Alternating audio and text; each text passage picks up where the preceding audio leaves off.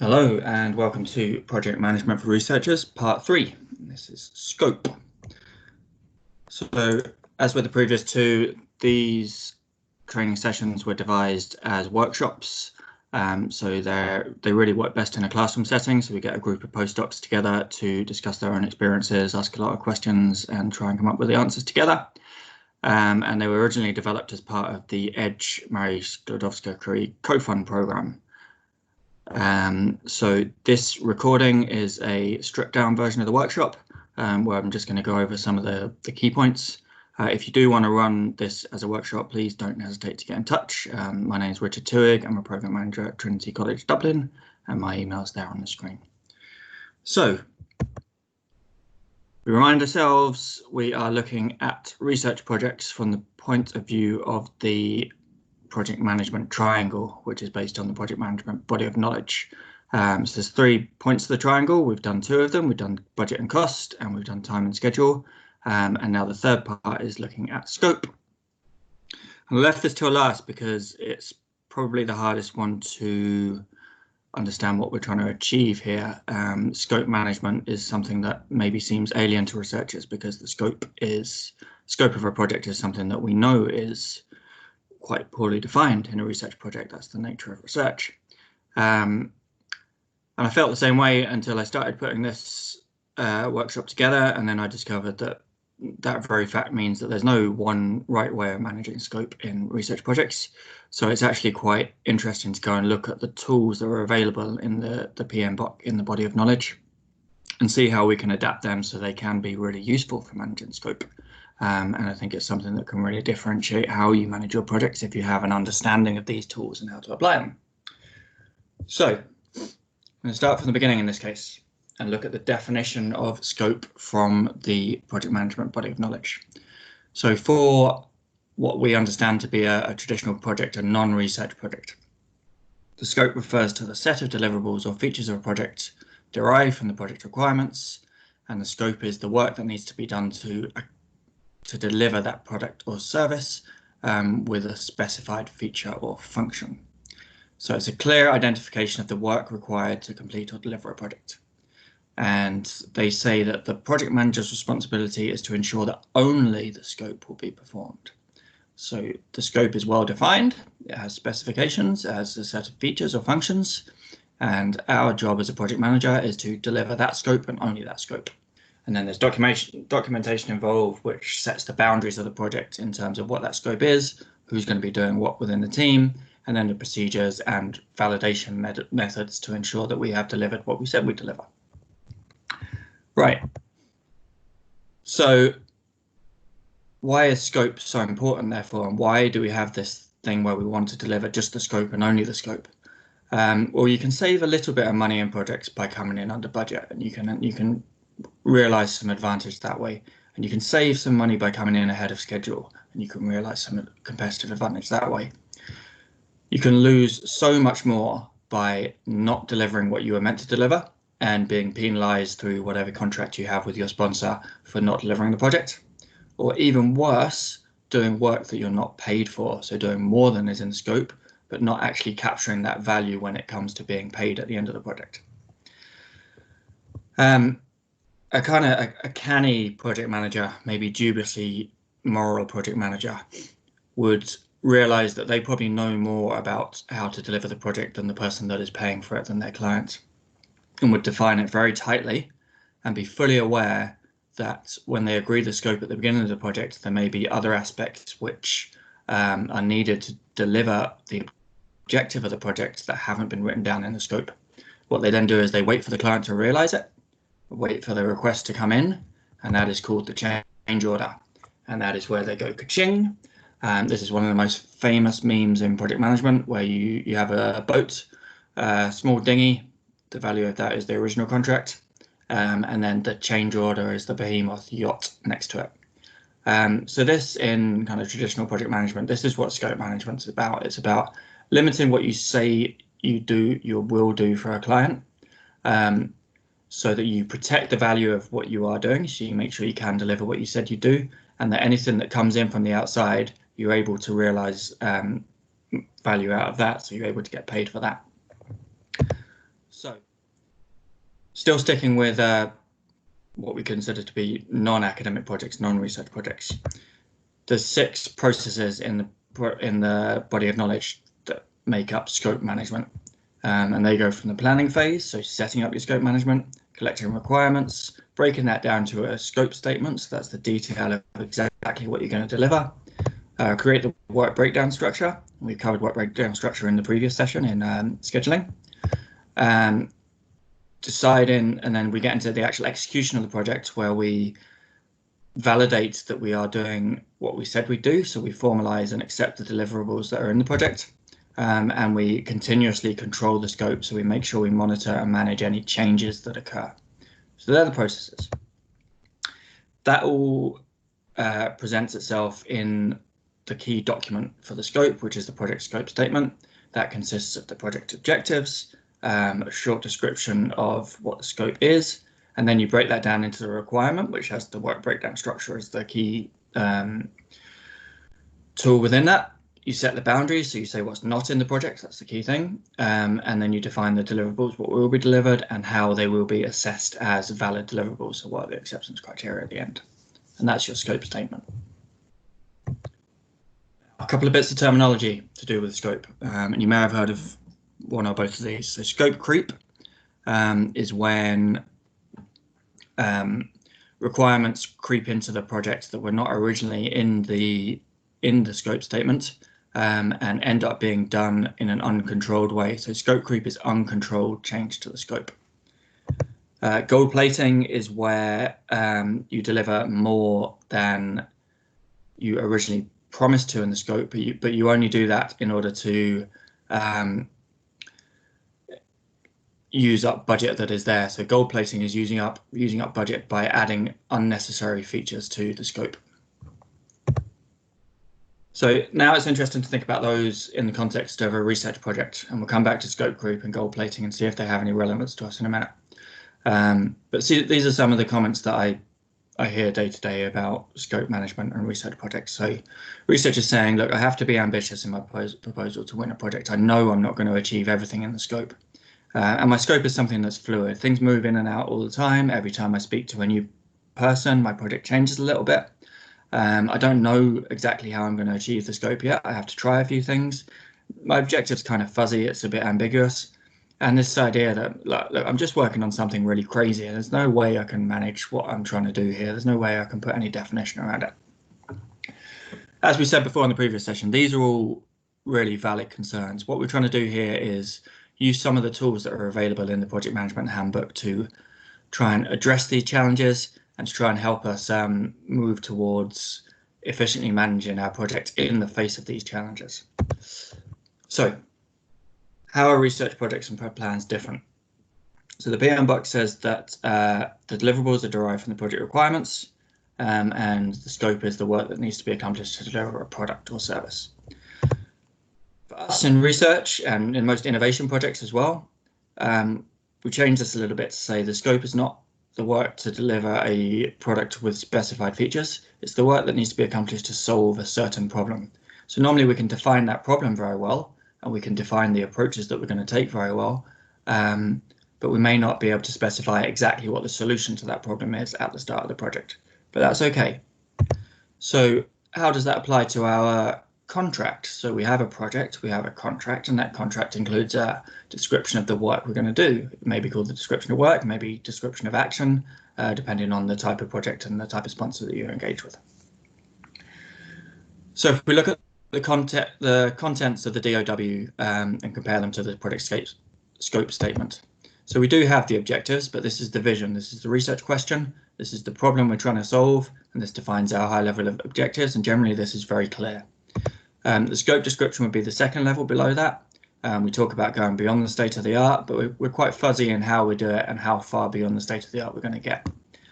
And the project requirement then are the approaches and how we're going to address the problem that is inherent in our research plan. So we break it down into approaches. We still define what's inside the project and what's outside. So we say what we're going to do and what we're not going to do. And we still can break our requirement down into target deliverables, and we can do that in in the structure, a work breakdown structure in a WDS, and we still do need to have validation criteria and ways that we're going to prove that we have met the deliverables and requirements of the project. But we do that through success metrics. So we think about a little bit more about what does success mean for the different people involved in the project, and we do that through stakeholder analysis. So we define who benefits from the project and how we're going to please them by the end of the project. So in this kind of project, there are tools in the project management body of knowledge we can use.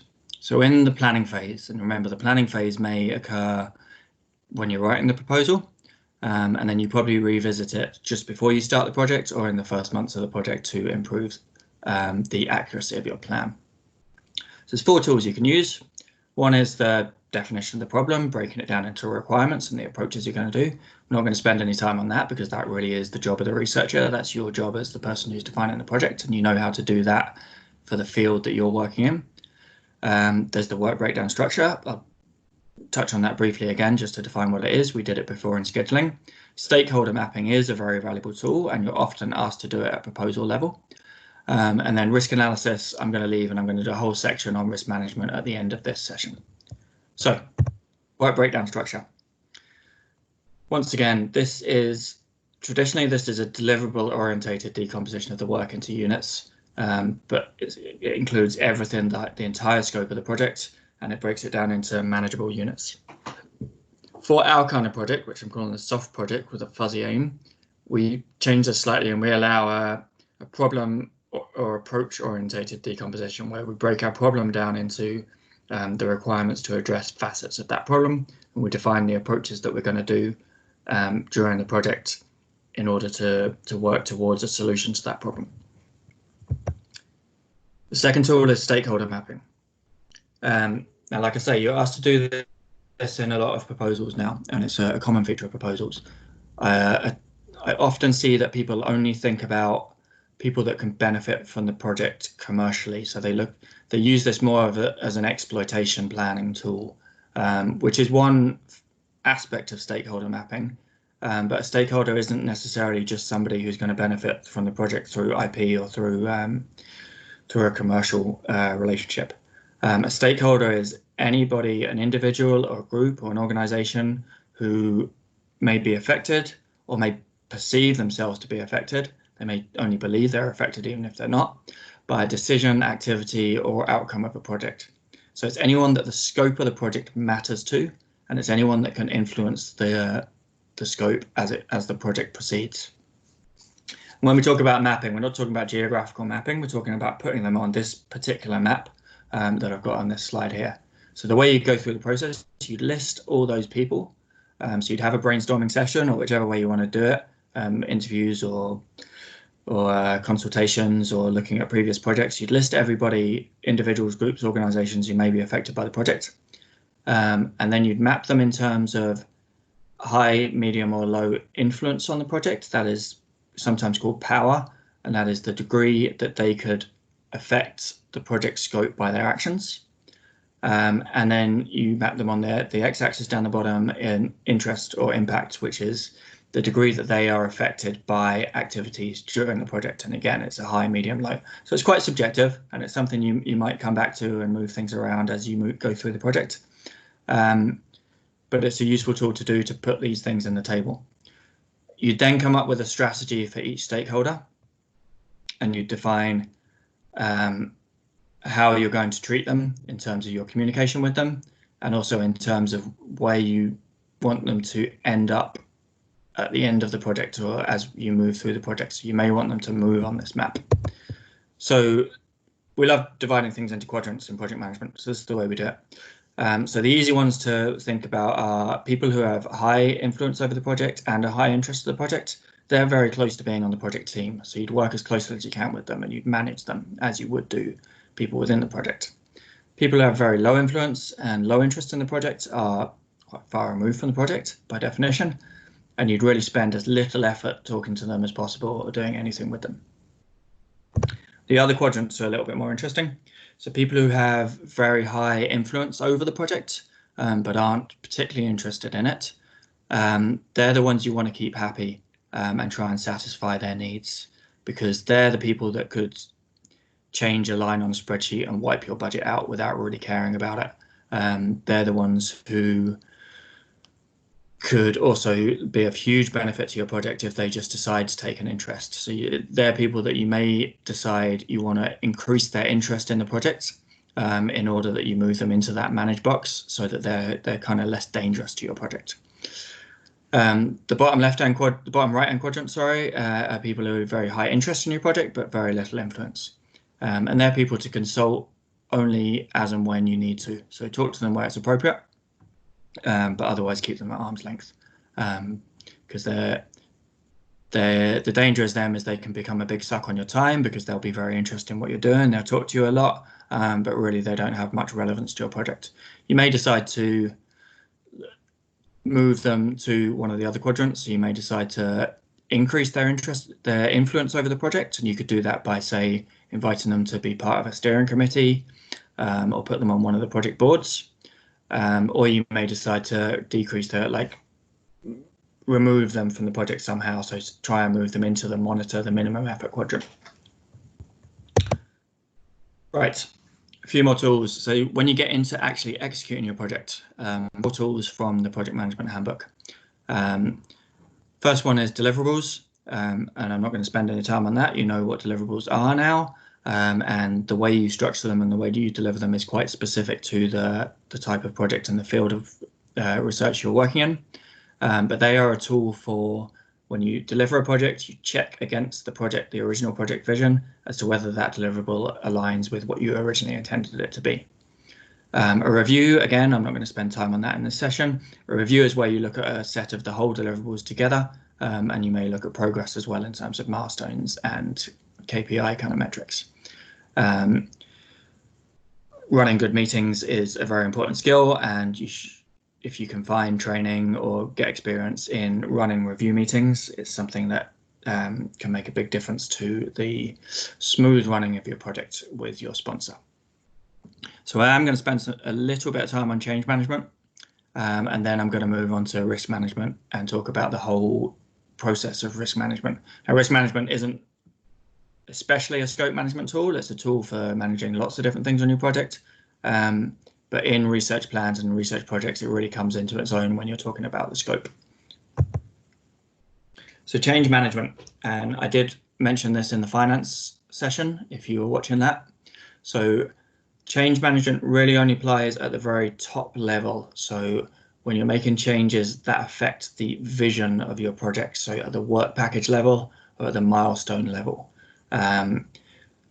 It's really understood by everybody involved in research projects that change happens all the time, but we try and keep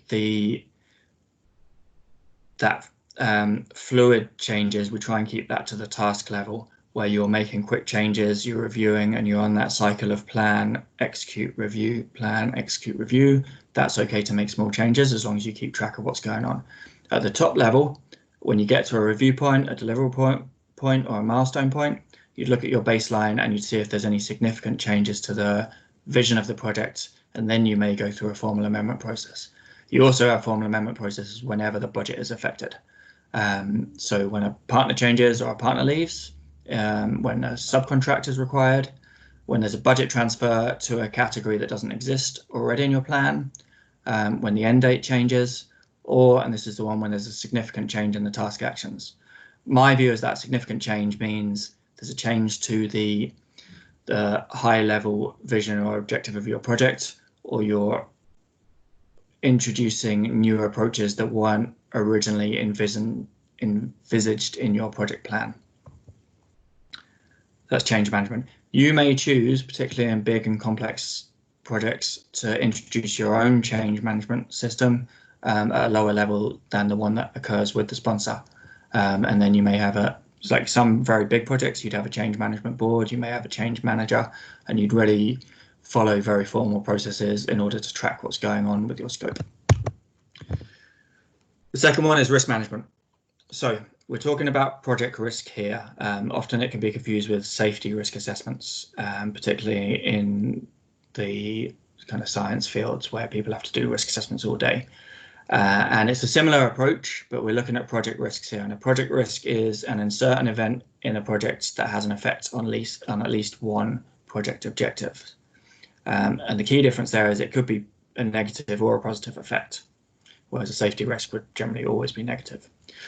You try and categorize your risks into things that affect the scope, things that affect the schedule or cost or quality. We're just going to really talk about scope risks here.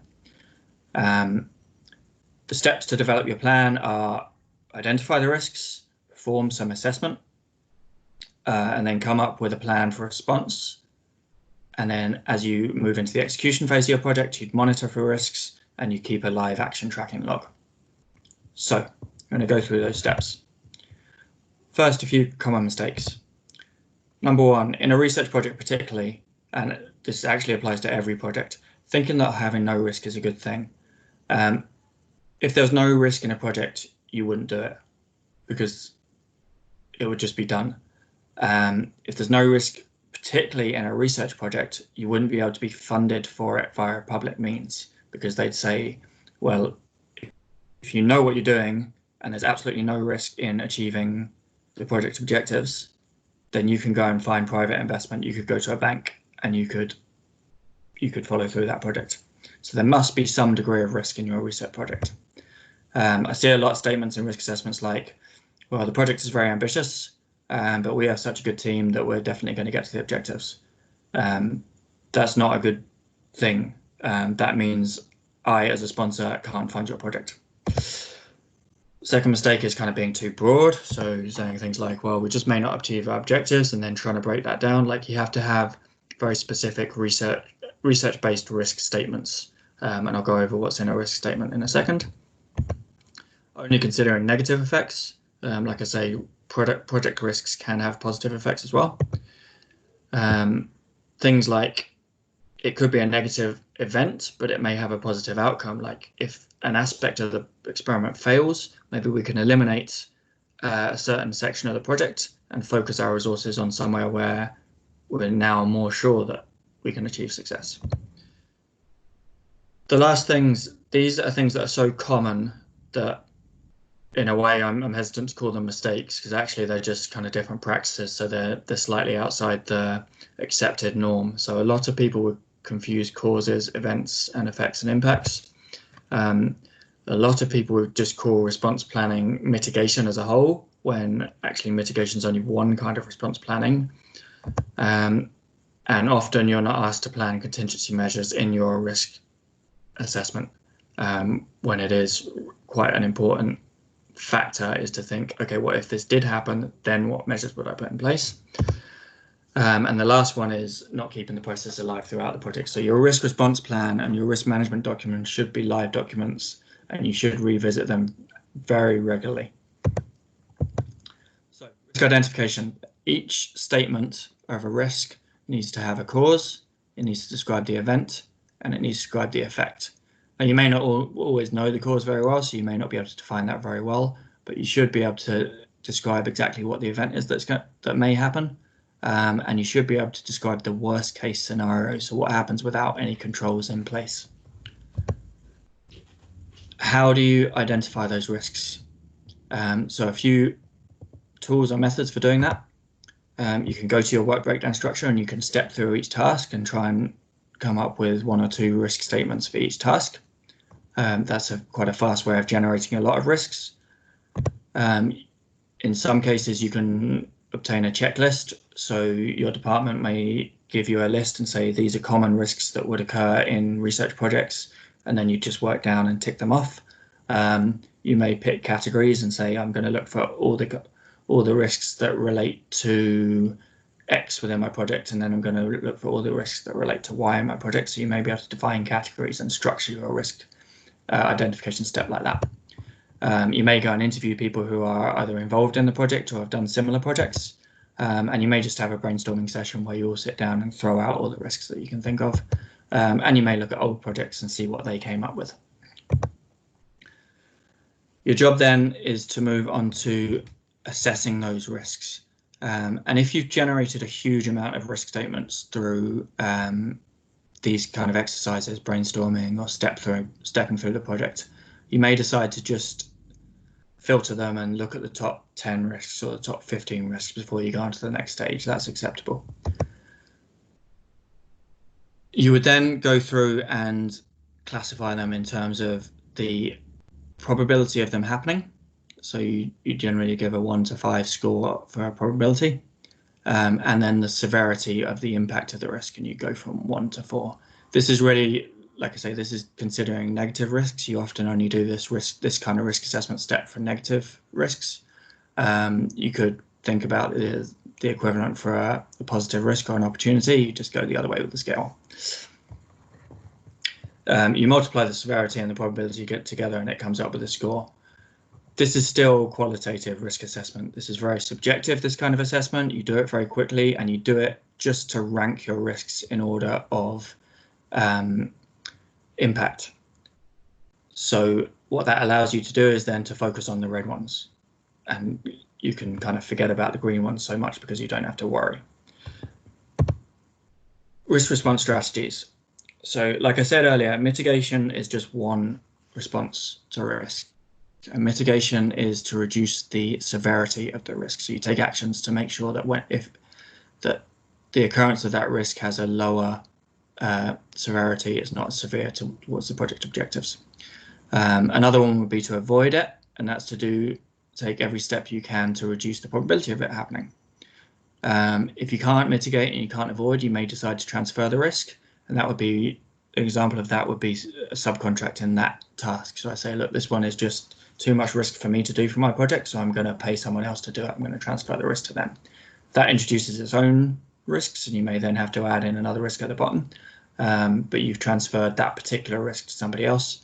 And the last one is just to accept it, to say, I know this risk is there, I know it may happen, and I'm really going to just focus on contingency planning for if and when it does happen. You can think of the comparative strategies for an opportunity for a positive risk, where you're going to try and either exploit the risk, so increase the positive effects of the risk. You can enhance it, and that is the positive version of avoiding it, so that is to increase the likelihood of it happening. You can accept it, which is exactly the same thing as the threat, where you just say, well, it's going to happen, and I'm going to think about what to do if it does happen. And I think share in there is just there as a fourth one, just to match transfer. But I guess the example would be that, okay, I'm going to accept this is happening. I can't really take advantage of it myself in my project, but I'm going to somehow try and pass that benefit on to another project. This is my risk table. You will see risk tables in Horizon 2020 proposals where they give you templates. You will see risk tables in the portal once your project is turned into a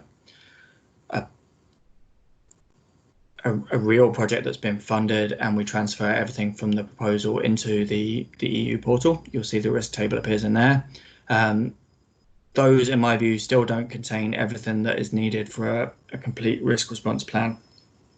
I would like to see a list of risks, your risk statement, which is your risk and description of the impact without measures in place, a risk assessment on which you use to rank your risks, which is where you do your probability and severity, and then you come up with this qualitative ranking, which gives you an easy color coding.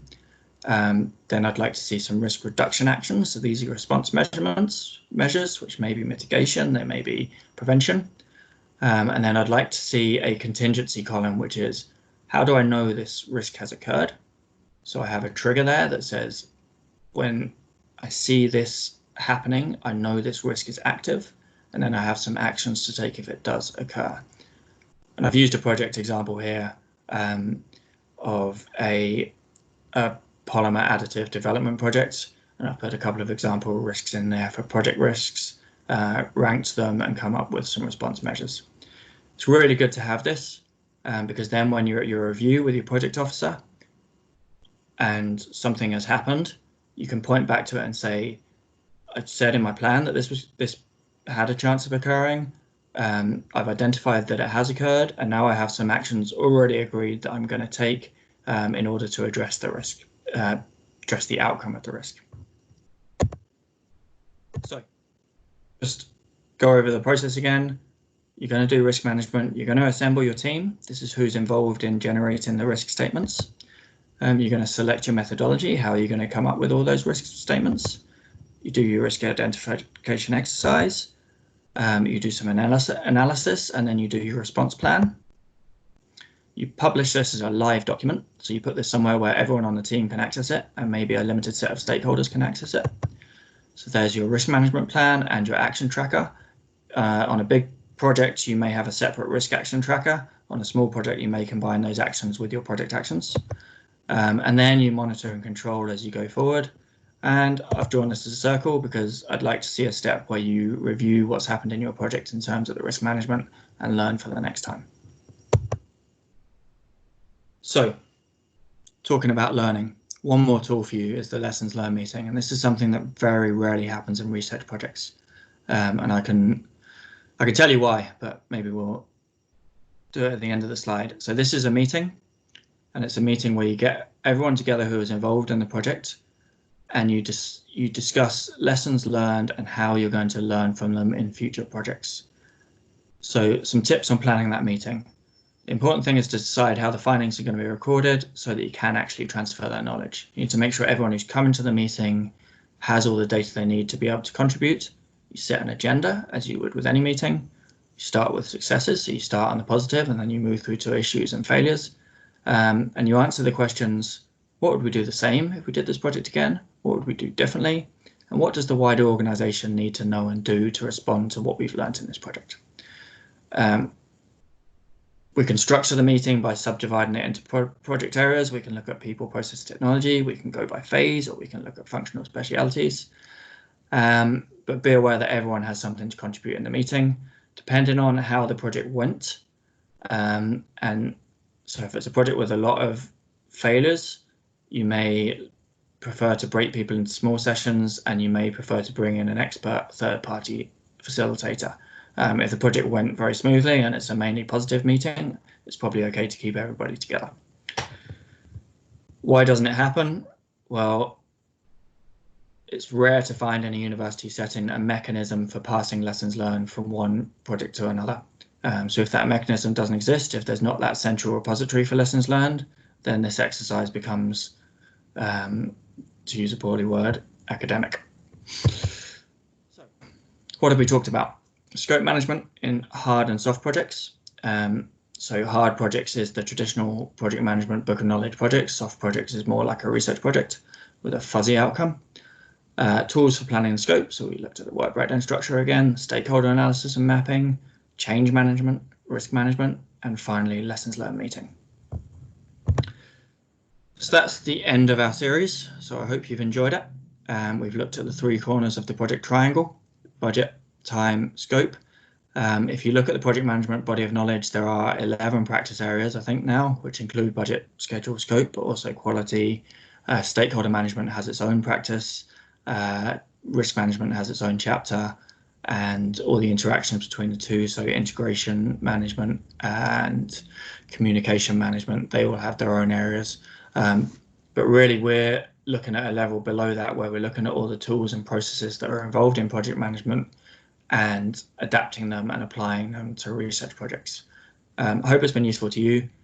If you do want to run this as a workshop, and I'd suggest to do it because we're learning things all the time in this field. So this information that I'm giving you now is probably out of date by the time you're listening to it. Do contact me. My name's Richard Tuig. I'm at Trinity College Dublin, and this has been a product of the EDGE Mary Sklodowska-Curie co-fund program for postdoctoral fellowships in Trinity College Dublin. Thank you.